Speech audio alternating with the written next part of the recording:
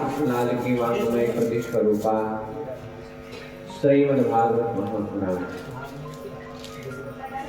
सप्ताह ज्ञान यज्ञ में पधारे हुए समस्त गणमान्य विद्युत एवं सुधरांचलों से पधारे हुए समस्त भाई वृंद एवं भक्ति शक्ति माता। क्या हुआ? इन सभी के हृदय में विराजमान मेरे लग तो गया, तुरंत उठा लिए। भागवत कल हम लोगों ने श्रवण किया या कल हम लोगों ने बड़े ही धूमधाम से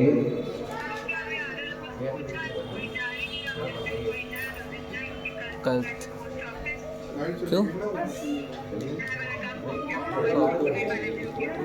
बरसात कहाँ से बनवाया? तो कल हम लोगों ने श्रवण किया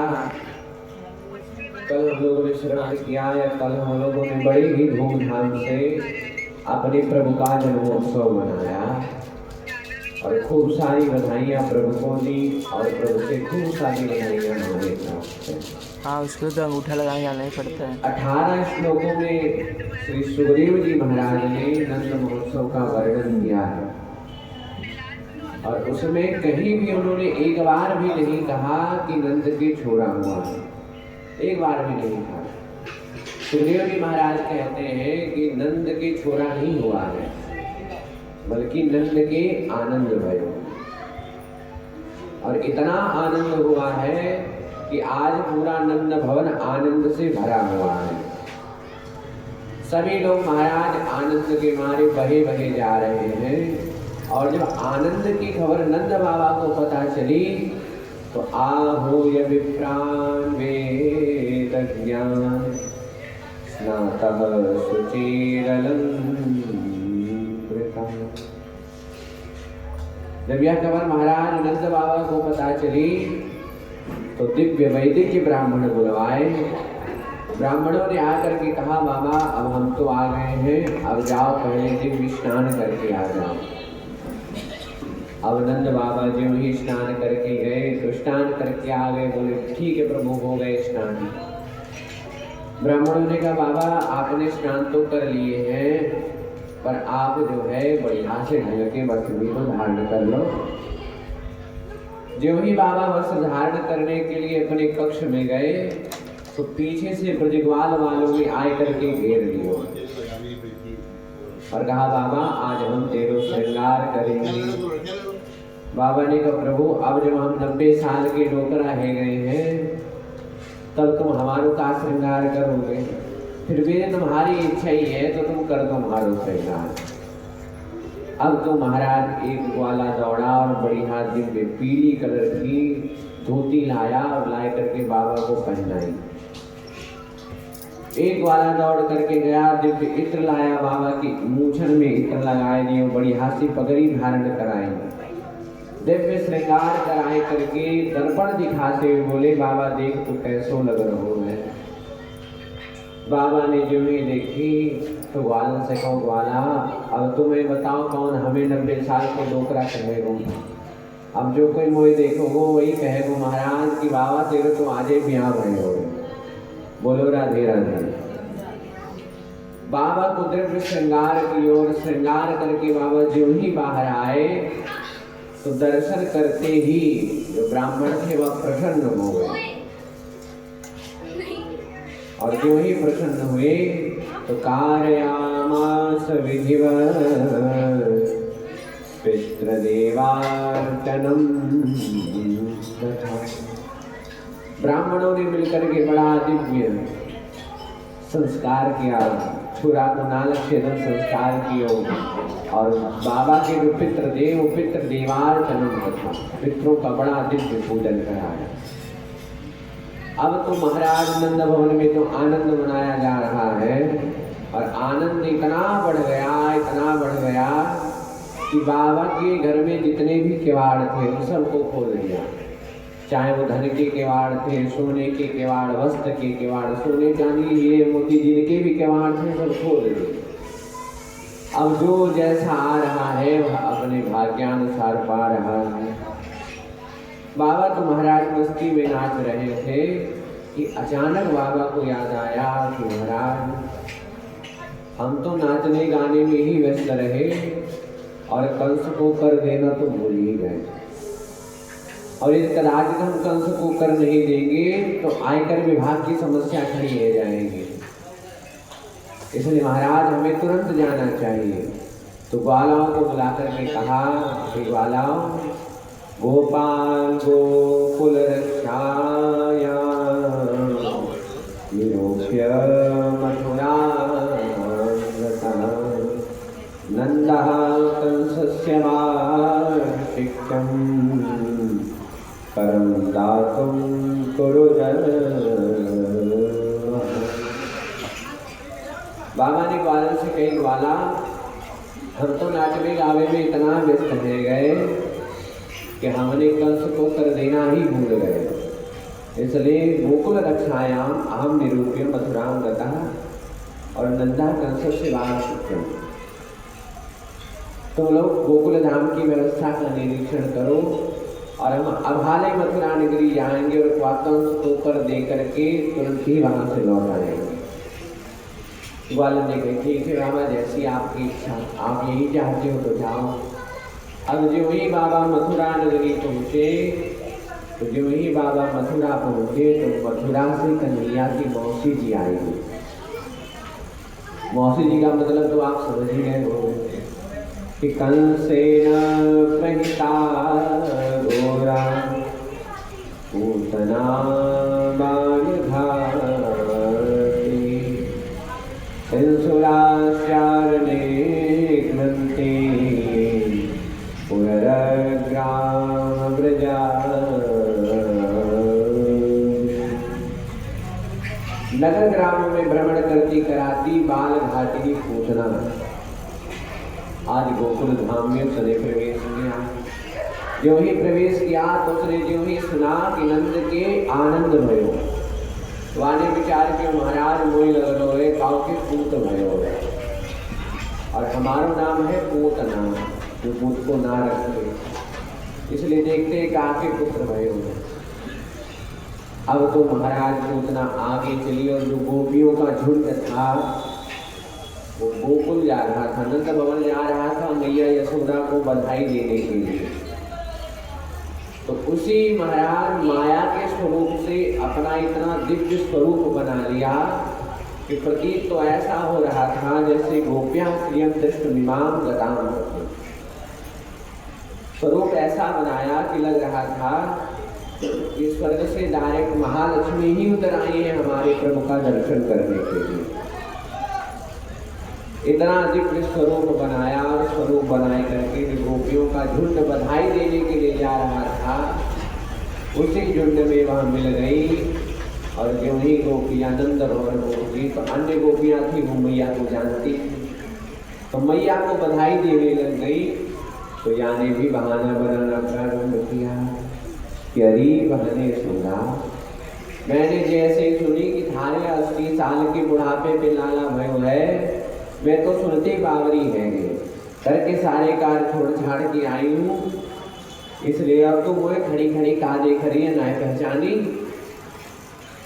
अब तो यशोदा मैया नीचे से ऊपर को देखे विचार करे, भैया या हमारी बहन कहाँ की आए करके जाके पहले तो मैंने आपको कहाँ नहीं देखी है। पूतना ने कहा, अरे बहन ना पहचानी। यशोदा मैया ने विचार किया, महाराज इतने प्यार से मुझे बहन कह रही है तो किसी नाते से मेरी बहन ही लग रही होगी, चचेरी ममेरी फुफेरी किसी नाते से बहन ही लग रही होगी, इसीलिए तो मुझे बहन करके पुकार रही है। मैया ने कहा, देख बहना सब तुम सबक में ही आशीर्वाद है कि आप बुढ़ापे पर मुझे दिव्य शुभ अवसर मुझे प्राप्त भयो है और मंगलमय दिन देखने को मुझे मौका मिलेगा। इसलिए हम आपसे कुछ नहीं चाहते, आप हमारे लाला को बढ़िया तो आशीर्वाद दे करके आ गए। अब तो पूतना चली और कहा, बहना ये बताओ कि थारो लाला है कहाँ? आगे बढ़ी और मैया ने कहा, महाराज अभी मैं पालने में सुनाई करके आए नहीं हूँ और आपको जगइयों मत आशीर्वाद दे करके आए नहीं हूँ। अब तो महाराज पूतना जो ही चली तो जो ही प्रभु ने झरोके से झांक करके देखी कि पूतना मौसी जी आए रही हैं। तो देखते ही प्रभु ने अपने दोनों नेत्र बंद कर लिए। विभुज्यतां बालकमानिकाग्रहं चराचरात्मा सनिमीलते। अब पूतना को देख करके प्रभु ने अपने दोनों नेत्र बंद कर लिए। इस पर संतों ने अपने बड़े दिव्य दिव्य भाव व्यक्त किए। एक संत कहते हैं, महाराज प्रभु ने अपने दोनों नेत्र इसलिए बंद किए कि प्रभु ने विचार किया, हम आए तो हैं दुष्टों का दमन करने के लिए, उनको मारने के लिए, और हमें लग रहा है कि आगे श्री गणेश मौसी जी से ही होने वाला है, इसलिए आंख बंद करके भगवान गणेश जी का ध्यान करने लगे। एक संत ने कहा, महाराज हमें लग रहा है कि भगवान ने इसलिए अपने नेत्र बंद कर लिए क्योंकि प्रभु ने विचार किया कि हम यहाँ पर धाम में आए हैं माखन मिश्री खाने, और मौसी जी आए गई हैं हमें विषपान कराने, तो विष पीने को अभ्यास हमें तो है ना, भोलेनाथ शंकर जी को बड़ो अभ्यास है। तो भगवान शंकर का ध्यान करने लगे प्रभु। एक संत ने कहा, नहीं महाराज, प्रभु ने अपने दोनों नेत्र इसलिए बंद किए क्योंकि प्रभु का एक नाम है मायापति, और ये जो पूतना है इसका नाम है मायावती, क्योंकि इसने माया की ही जादू से अपना जो स्वरूप है वो बड़ा दिव्य कर लिया है। और मायापति के सामने माया नहीं टिकती महाराज। जो जादूगर होता है उसका जो मूला होता है, जादूगर चाहे कितने भी उसे खेल दिखा डाले पर उसे पता होता है कि ये कैसे काम करती है। सब समझ गए प्रभु। संतों ने कहा, महाराज प्रभु ने इसीलिए अपने नेत्र बंद किए क्योंकि मेरे सामने इसका कोई जादू चलेगा नहीं, और कदाचित मेरी दृष्टि इस पर चली गई तो इसका ये जो सौंदर्य का स्वरूप है छूट जाएगा और भयानक स्वरूप में प्रकट हो जाएगा, और जो खुशी का माहौल ब्रजधाम में है, गोकुल धाम में है, और खुशी का माहौल सब डर में परिवर्तित हो जाएगा। इसीलिए प्रभु ने अपने नेत्र बंद किए। इस प्रकार से संतों ने बड़े दिव्य दिव्य भाव व्यक्त किए, परंतु महाराज प्रभु की गति प्रभु ही जाने कि क्या विचार करके उन्होंने अपने नेत्र बंद किए होंगे। अब महाराज को उतना आगे बढ़ी, थोड़ा बोले ज्यादा। तो महाराज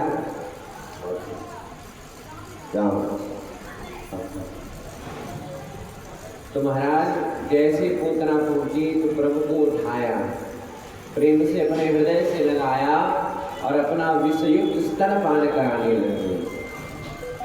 पहले तो प्रभु ने दूध का पान किया, फिर विष का पान किया, और उसके बाद में पूतना के प्राणों का ही पान करने लगे। अब जब महाराज प्राण खींचने लगे तो पूतना चिल्लाई कि पुत्र सा मुंच मुंच, मुझे छोड़ दे, मुझे छोड़ दे। प्रभु ने कहा, नहीं मौसी, यही तो हमने कभी सीखा नहीं है। एक बार किसी को पकड़ लेते हैं तो जल्दी से हम छोड़ते नहीं हैं, और छोड़ देते हैं तो जल्दी से पकड़ते नहीं हैं। अब तो प्रभु ने जो ही महाराज प्राणों का पान करना प्रारंभ किया तो पूतना प्रभु को लेकर के दौड़ी, और जो ही बाहर आई प्रभु ने संपूर्ण प्राणों का पान किया। तो पान करते ही महाराज उसके प्राणों का परित्याग किया और विकराल स्वरूप धारण करके इतनी जोर से गिरी कि 6 कोस करके जितने भी पेड़ थे वहां सब टूट करके चकनाचूर हो गए। अब धम्म की आवाज जब मैया के कानों में गई तो मैया ने विचार करी, भैया जो का भयो है, धम्म की आवाज कहाँ थी, मारो लाला कहाँ है।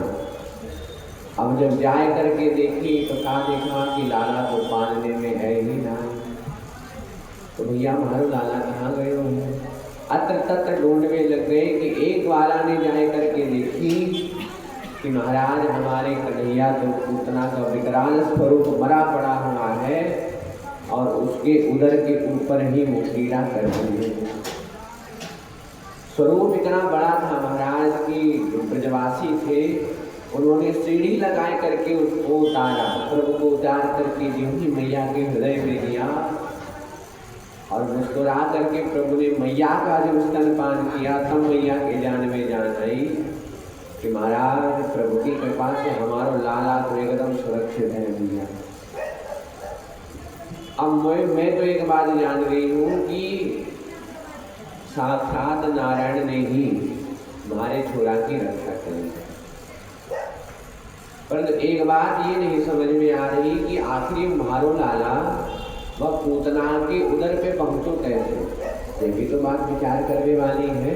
भाई कल को नेक्स्ट को छोड़ा और पूतना के ऊपर पहुंच गयो महाराज। एक वाला ने कि मैया मोय तो लग रहा है ऐसा भयो है वो कि जब पूतना आई हैगी तो लाला को उठाए करके भगी, लगी ठोकर धम से गिर करके मर गई।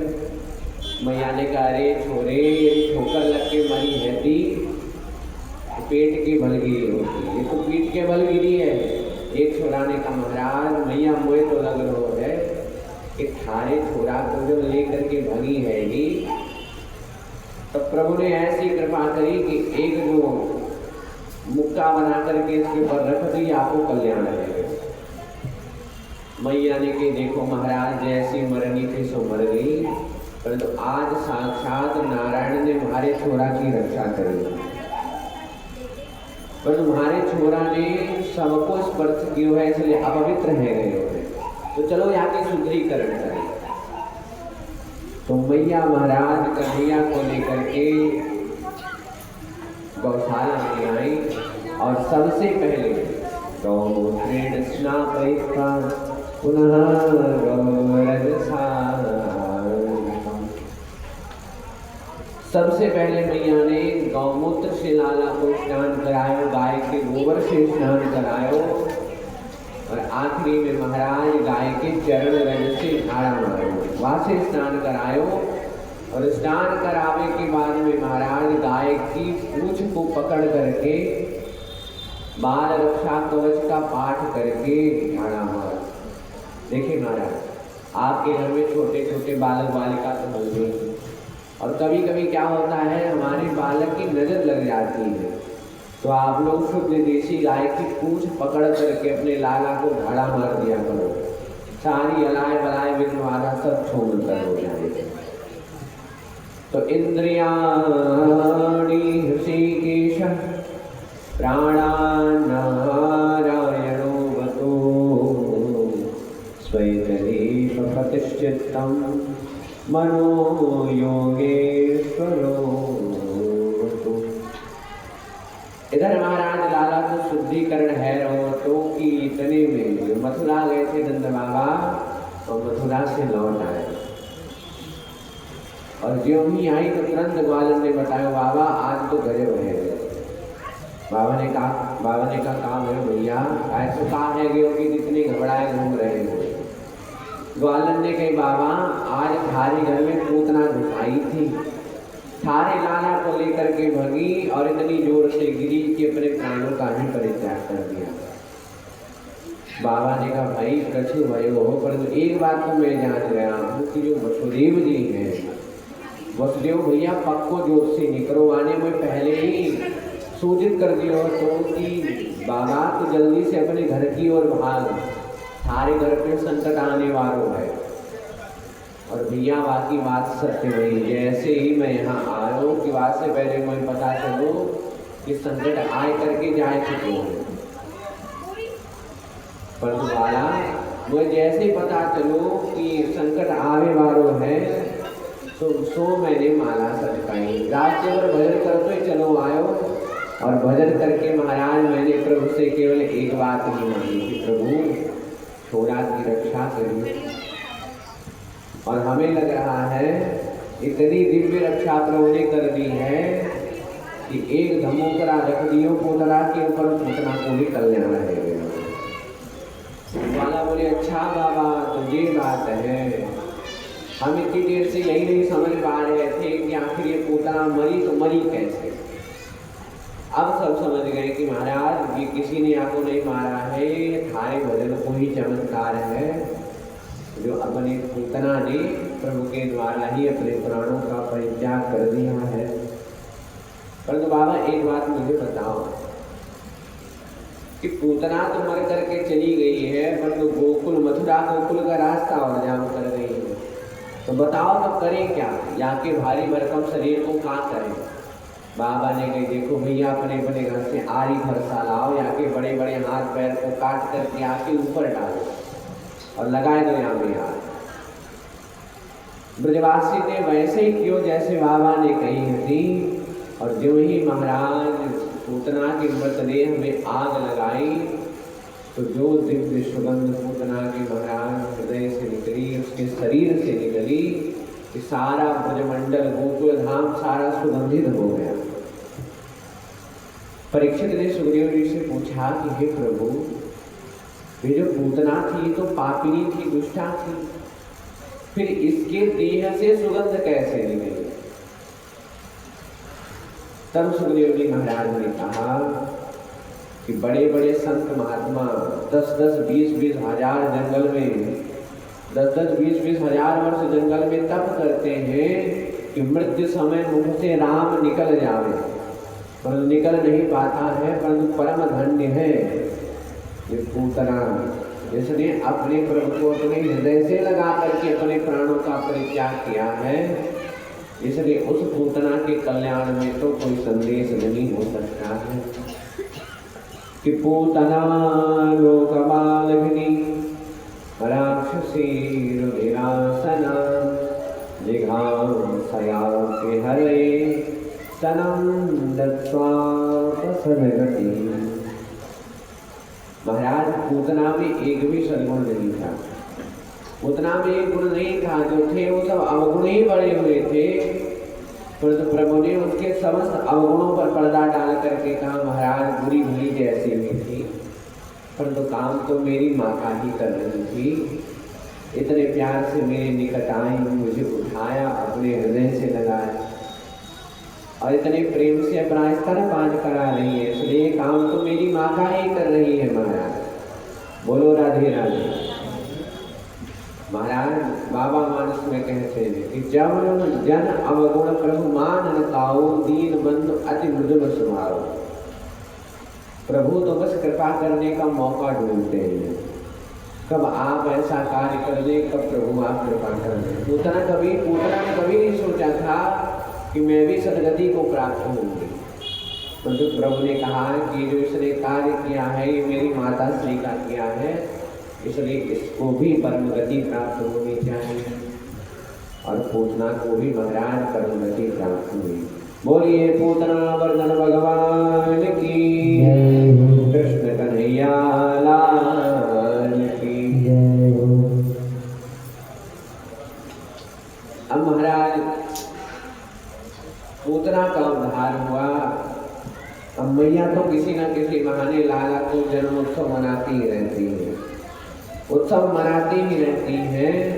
कि एक दिन महाराज क्या हुआ कि प्रभु का जन्म नक्षत्र आया। एक बार प्रभु का जन्म नक्षत्र आया और मैया ने लाला को बड़ो दिव्य श्रृंगार किया। श्रृंगार करके जैसे पालने में सुलायो, तो सुलाए करके महाराज जो ही मैया उठी तो अचानक लाला ने अपने आप ही करवट बदल ली। मैया तो देख करके प्रसन्न है कि महाराज मारो लाला बड़ा हो गया, यानी अपने आप ही करवट बदल ले, आज तो गीत गवाऊं। तुरंत बुलायो नाई और ब्रजधाम में लगवाए दे दुहाई। क्या बात की दुहाई? अरे कह दीजियो कि करवट बदलवे को बलवा है। ले के बधाई नाई ने सारे ब्रजधाम में लगाई, ले बधाई। गोपियां चली आई, आय करके गोपिन ने कहा कि मैया करवट बदलने की बधाई हो। मैया ने गेट खोल करके कही भैया वो बात नहीं है, बधाई हो, तो धीरे से बोलो। मैंने लाला ने आवाज़ें सुनाई है और इन जगह आवेगो तो रोवेगो, कच्ची नींद जगेगो तो रोएगो, पक्का गारंटी नहीं रोएगा। इसलिए तुम शोर न मचाओ, चुप्पे से मना लो, बधाई गा लो और चली जाओ। गोपियों का मुंह बिगड़ गया, भैया सब कुछ मान सकती है, एक टाइम पे तो हमें मीठा कथू नहीं खिलाओ फिर भी मान सकता है, पर बिना नृत्य के हम यहाँ से नहीं जाने वाले हैं। प्रभु ने कहा ठीक है, मैया ने कहा ठीक है गोपियों तुम नृत्य ही कराना चाहती हो तो रुको। अब मैया ने कहा करी कि लाला को पालना उठायो और उठाए करके बाहर खड़ी बैलगाड़ी के नीचे डाल दिए, नीचे रख दिए और आंगन के जितने भी माट मटका थे वहाँ के ऊपर ही लाद दिए। अब महाराज जो ही आंगन खुला तो गोपियाँ प्रसन्न हैं, क्योंकि महाराज गोपियाँ इसी बहाने से आई थी। देखिए महाराज, गोपियों का एक रूल है कि गोपियों को बलवा देने का अर्थ है कि घर में हॉल होना चाहिए, तभी गोपियाँ आएंगी। क्योंकि गोपियों के आने का एक ही उद्देश्य होता है कि वो भजन तो गाएंगी, बधाई तो गाएंगी, मतलब नृत्य भी खूब करेंगे। अब तो महाराज जो ही हॉल बन गया, सारी माट मटका से बाहर चले गए तो खुल गया हॉल। गोपियाँ देख करके प्रसन्न हो गई और गोपियाँ महाराज गाने लगी और बजाने लगी और गाने भी लगी। आए महाराज, हम सभी लोग गोपियों के भाव को श्रवण करते हैं।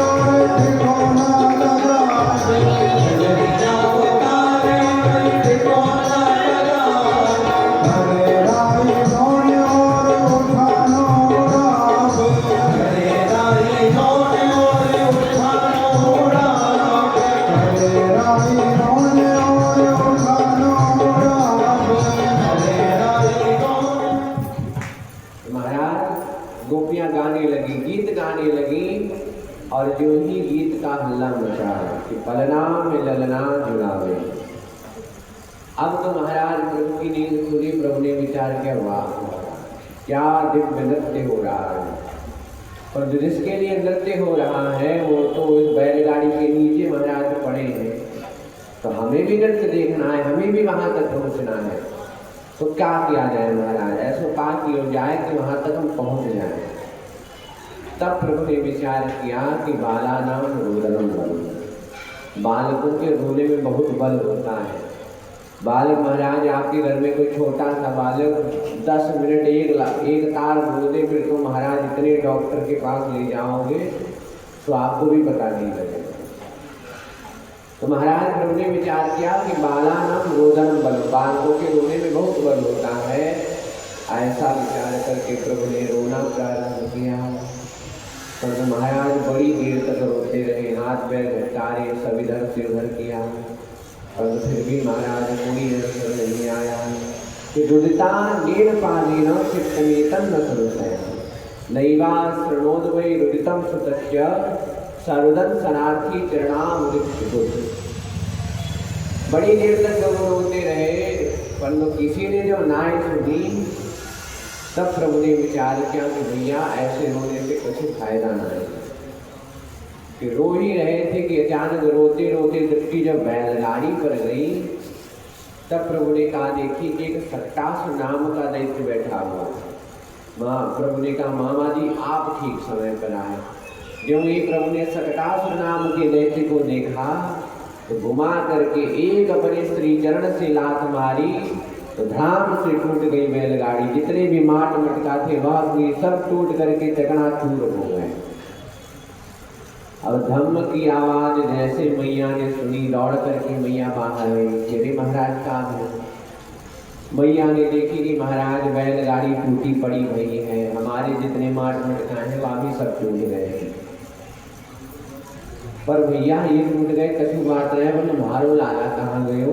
दौड़ करके मैया ने जाए करके देखी कि लाला तो पालने में बड़ो सोए रहो।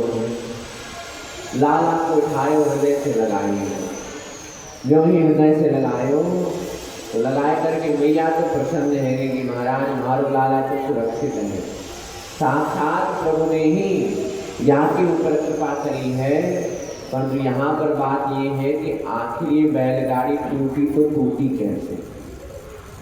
विचार हो ही रहा था कि इतने में दो बालक आए जो वहीं पर क्रीड़ा कर रहे थे और आए करके कहीं मैया मोए पता है ये गाड़ी कैसे टूटी है। मैया ने कहा बताओ भाई तुम्हें बताए ना। बालक करने की मैया हम यहाँ पर खेल रहे थे, तो जब थारे लाला की हमने रोने की आवाज़ सुनी तब हमने विचार किया क्यों ना लाला को उठाए करके मैया को दिया। पर जो जैसे हम थारे लाला के पास आए तो तारे लाला ने जो घुमा करके लात मारी कि धम्म से टूट गई बैलगाड़ी।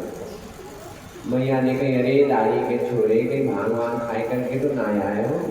अरे कल को देख लो छोरा यानी लात मारी और बैलगाड़ी टूट गई। ग्वाले ने कि नाय मैया हम जो बोल रहे हैं वो सत्य बोल रहे हैं कि रुदिता ने पाले न छिट्टमेतन संशया। आपकी छोरा ने लात मारी है तबैया गाड़ी टूटी है। मैया ने बच्चों की बचकानी बात को समझ करके टाल गई, पर मैया को कष्ट हुआ कि महाराज आखिर ये बैलगाड़ी टूटी तो टूटी कैसे।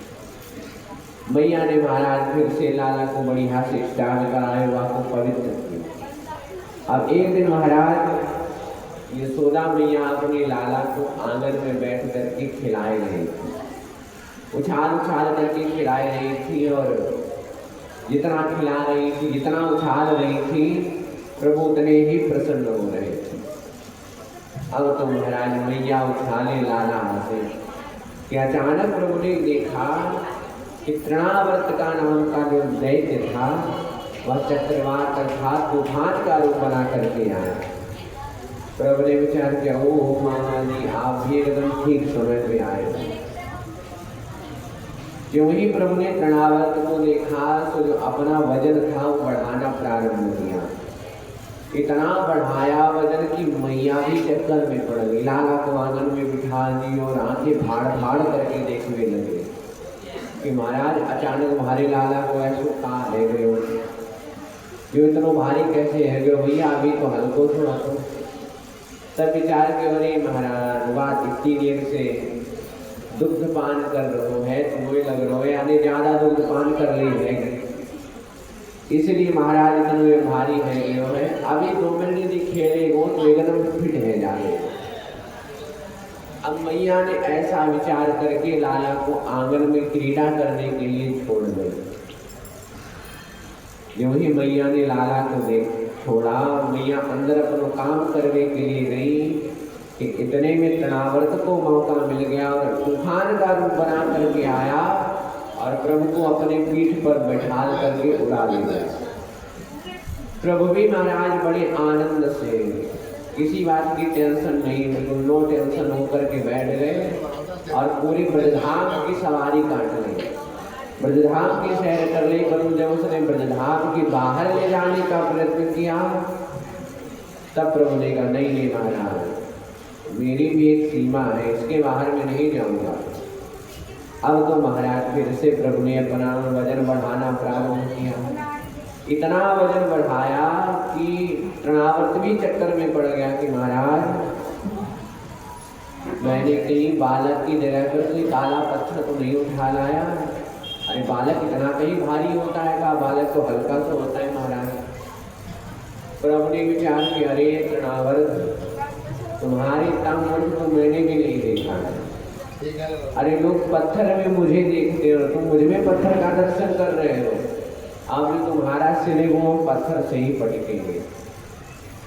प्रभु ने महाराज गला दबाना प्रारंभ किया और इतनी जोर से गला दबाया कि तमंतरिक्षात् पतितं शिलायां विषेण सर्वावयवं कराय।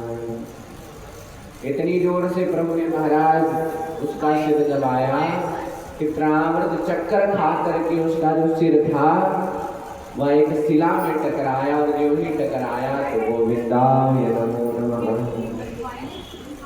अब तो महाराज प्रभु ने तृणावर्त का भी उद्धार किया, पर जो ही पत्थर से टकराया तो मैया फिर से दौड़ करके आई। और देखोगी महाराज तृणावर्त भी मरा पड़ा हुआ है, भाई पुरानिया को मार दी, लाला को उठायो हृदय से लगायो। विचार के महाराज एक बात तो हम समझ गए, कौन न मारे, कोई किसी को मारता नहीं है। जो पापी लोग होते हैं तो अपने आप ही मर जाते हैं। सुखदेव जी महाराज ने कहा कि परीक्षित, इस प्रकार से भगवान ने तृणावर्त का उद्धार किया। अब इधर महाराज मथुरा में एक दिन विचार करते हुए वसुदेव जी महाराज अपने कुल गुरु कुल पुरोहित श्री गर्गाचार्य जी के पास जा पहुंचे और जाए करके चरणों में प्रणाम करते हुए कहा कि प्रभु आपकी कृपा से हमारे दो छोरा भय हैं, परंतु वो दोनों छोरा आपकी ही कृपा से नंद भवन में हमारे मित्र जो है नंद बाबा उनके यहाँ रहते हैं। तो प्रभु धीरे धीरे उन छोरन को 1 साल है रहो है और मोह नहीं लगता कि नंद बाबा ने हमारे छोरन को नामकरण संस्कार क्यों है वो। तो महाराज कुल का कार्य है तो कुल पुरोहित के ही द्वारा होना चाहिए। इसलिए प्रभु हम आपसे निवेदन करते हैं कि हमारे कहने से एक बार आप नंद भवन में जाइए और हमारे दोनों छोरन को नामकरण संस्कार करके आ जाएंगे। गर्गाचार्य जी ने कहा ठीक है प्रभु जी, आप कहते हो तो मैं अवश्य जाऊंगा, परंतु बाबा एक बात को ध्यान रखियो कि काऊ को कानों कान भनक नहीं लगनी चाहिए कि हम वहाँ गए। बोले ठीक है प्रभु। अब तो गर्गाचार्य जी महाराज जो ही गोकुल धाम में नंद भवन में पहुँचे तो बाबा तो ब्राह्मण के भक्त थे, बड़ो दिव्य स्वागत कियो, बढ़िया से बिठाए सब खवावे पियाओ, सब पूरी व्यवस्था करी। और तब नंद बाबा ने हाथ जोड़ करके कही कि बाबा आपके कृपा से हमारे दो छोरा भये, बड़ो वालो भयो है तो कौ टेंशन ना है, पर जब ते छोटा वालो भयो है तब ते एक